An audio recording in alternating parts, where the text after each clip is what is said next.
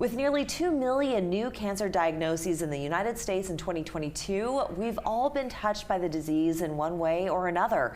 Let's welcome back Sunday Herring, Director of Philanthropy for the American Cancer Society, who's here to share a challenge we need to meet.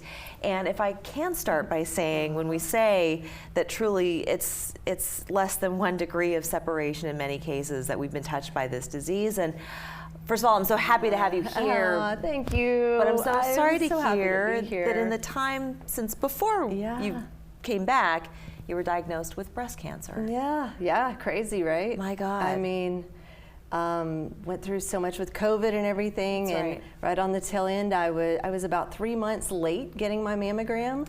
But thank God I didn't pass it on for another year because it was a mammogram that caught cancer in my right breast. Wow. And you know, it was a crazy journey, but after working for 18 years with the American Cancer Society, I did know about so many resources that are available, and I didn't feel alone. I was scared, not gonna lie, but I didn't feel alone. Right. And I think that's one of the biggest things that we can offer someone who has heard the words, "You have cancer." And I was also lucky because the next words that I heard after I heard that were, "But we caught it early." Yeah. And so, you know, I mean, I lost my breasts. It didn't come without its impact, of course. For sure. But I was surrounded by an amazing community of supporters, and I had access to great health care. Sure. And that's why this project today that we're talking about is so important to me. Well, it is, and it's the Charleston Hope Lodge specifically is what we're talking about. And remind our viewers what that is. Yes. Okay, so the Hope Lodge is completely free lodging for cancer patients who are coming to the Lowcountry and in active treatment. So radiation, chemotherapy, transplant patients. The patients are actually utilizing the Hope Lodge, and their family members stay with them.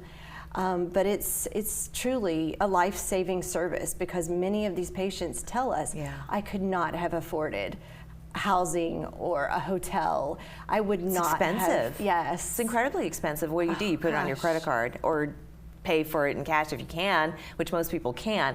And most people don't live around the corner from their cancer treatment center. So many people have to travel away, and that's kind of how the lodge all got started, isn't it? Yeah, it's such a beautiful story. It was Margot Freudenberg who started the Hope Lodge in 1970, and she was actually fleeing the Holocaust. Wow. You know, fleeing for her life and her son and her husband's life, and came here as a refugee and made an impact, made a difference in so many ways. Yeah.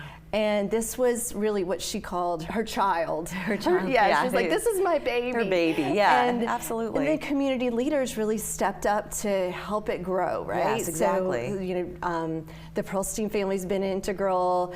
Ike Belk has been integral. We've had just amazing people all around. In fact, we did a tree lighting last night, and one of our donors came and we revealed a musician's corner. Oh, that's fantastic. And that's wonderful. People want to be a part of this because they know the impact, unfortunately. It's true. And you do have a challenge that you're trying to raise a very large number, which is... Oh, gosh. But it's not impossible, people. It's amazing. I mean, another transformational gift because these are 4 historic homes, but they're right on Calhoun, and they're expensive to upkeep. Yeah. They need upgrades, and by need, I mean, these aren't wants, these are real needs in order for us to keep our doors open. Right. And we had another very generous philanthropist. People may have shopped at Best Buy. I think we all have at one point or another. Yeah, so Dick Schultz, the owner of Best Buy, has become very passionate about this program as well. Yeah, his own wife had passed away from cancer, sadly. But he's made it his mission and legacy to keep giving to the Hope Lodges around the country. And Charleston was one of 5 that was chosen. Yes. So there's going to be a match. So the challenge is for us here in South Carolina to raise $2 million. Yes, we can do it, right? We can do it. We can do it. $2 million. He will match that, but you have to reach the $2 million in order for it to be matched. Right. So we have till December 31st, Okay. and then it turns into a pumpkin. Oh, No.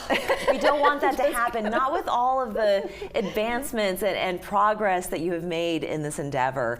No. Can you tell us how much you've raised so far? Yes, Okay. I'm very pleased to say we've had success. People have responded, Yeah. and we are at 1.3 million. Okay. And so we have some really strong asks that we're in conversation Closing with. the gap, though. But every dollar counts, and we can't count them until they're in. Oh, gosh, So okay. if you're thinking about a charity this holiday season, Right.